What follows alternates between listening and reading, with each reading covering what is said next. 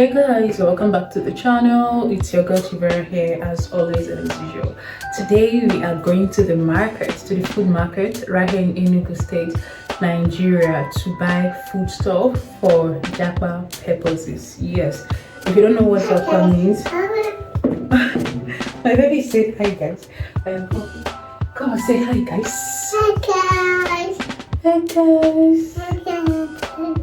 Okay. So we are going to buy food stuff for Japa purposes. They're not coming, she's not coming, but we'll be dropping them off at a friend's place on our way out. I got my important stuff. You got your important stuff. Are you going with them? Yes. I think you shouldn't go with them so you don't forget it. No, I won't even forget it. Are you sure? Yes. Okay. Alright, so like I was saying, we are going to buy food stuff for Japa purposes. This girl is always stuff. Yeah, she's always talking. Hi guys. Let me brush your hair. Let me do my own video. Hey, mommy. You know I got a picture of Sonic. You drew a picture of Sonic? Yes. Okay, you like Sonic? Is that part of your favorite super? Is Sonic a superhero? Oh, yes. Okay, alright. No, I mean Sonic is just a hedgehog. Oh, Sonic is just a hedgehog. Yes. Alright, let me brush your sister's hair. Okay. So you're going with your toys. I don't forget them. I know. What's the name of this one? Like me the queen. What? Like me the queen. Like me the queen. I don't know. Okay, what of this one? You spoiled this one, but what is this one? How did I even spoil it? But what's the name of this one? Okay. Yes, it's a tricycle. AKA KK. Yes. Yeah. What am I wearing it? Oh. The chicken. Oh. Bye. Bye. Kiss your mama. You know how to say good night? And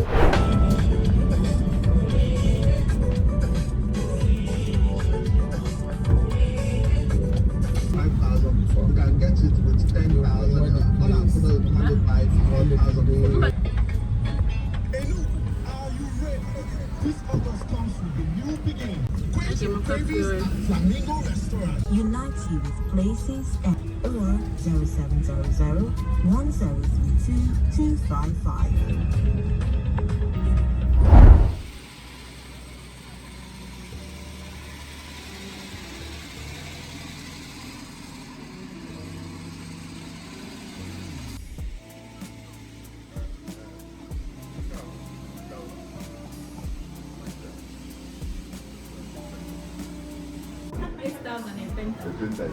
And it's not that today. That's order. For this week. No, as at yesterday it was 9,000. 9,000. Come Egusi. I have original. They come my modernalist. I don't have one.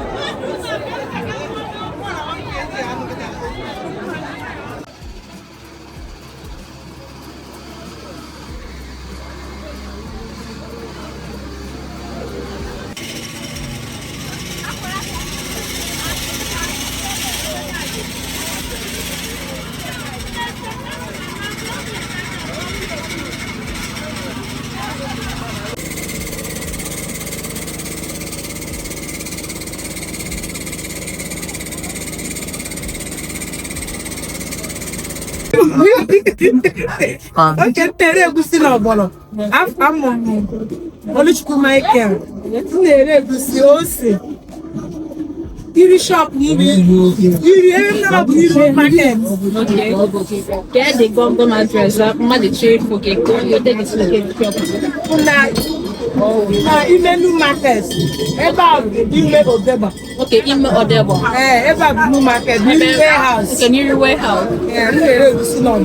Okay, thank you so much. Oluchi was very nice and she sold very well, good prices. So please, if you come to new market, please patronize her. I bought like egusi, pepper, Cameroon pepper, and everything from her. Darling.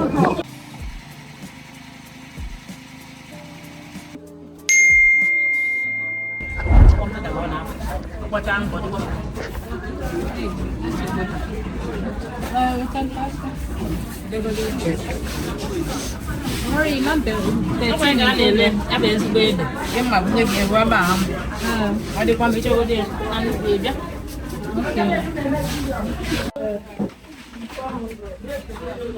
Okay, for 400.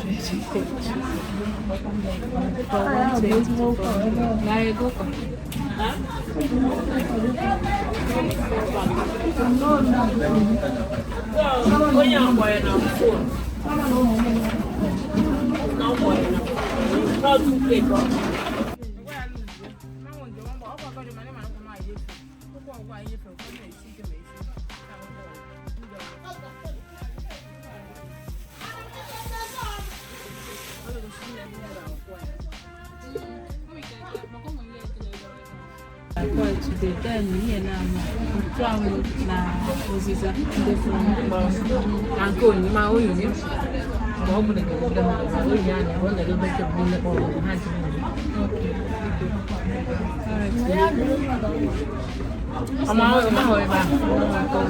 Then how where Messi I go see? Can you call it out?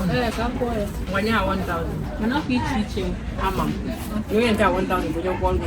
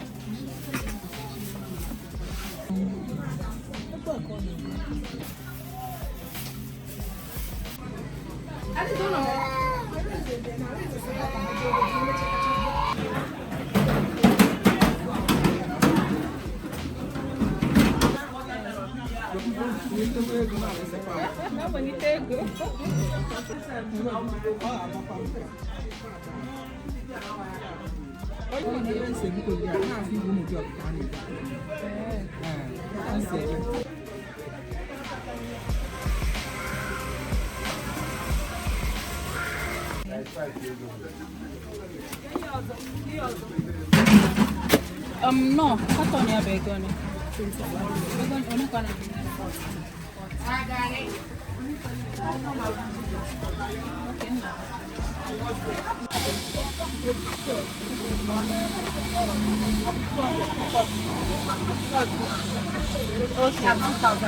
Okay, so 2,000. Okay.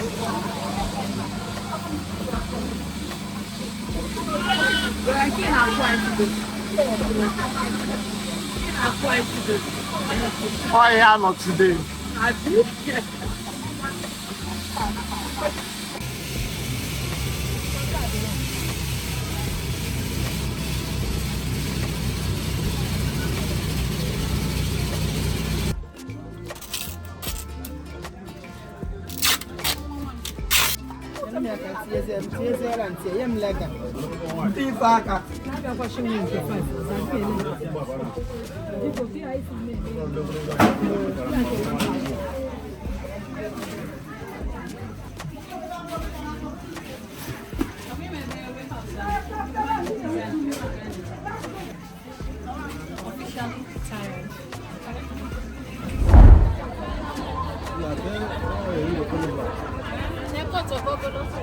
Maka gini.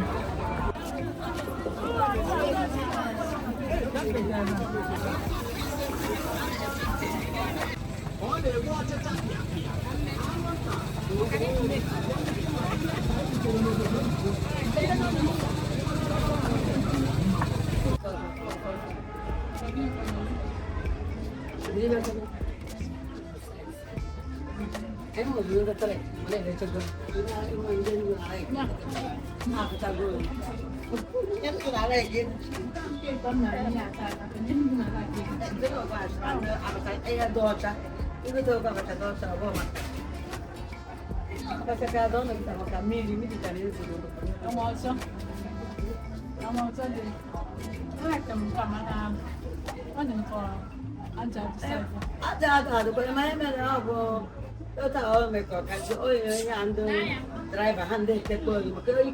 Yeah, it's mineral. Okay, go all done with the river on the another thing. I didn't know part of the law. Yeah, and again. I like what I like.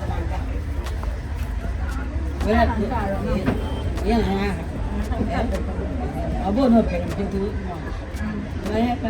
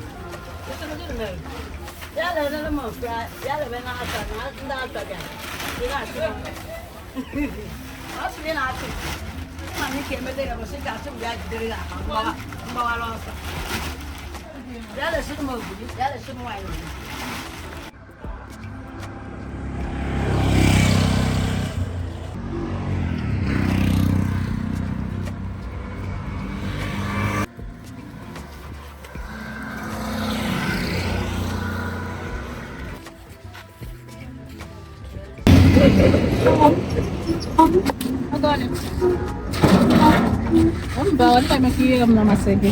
Ako pa niya gitad na.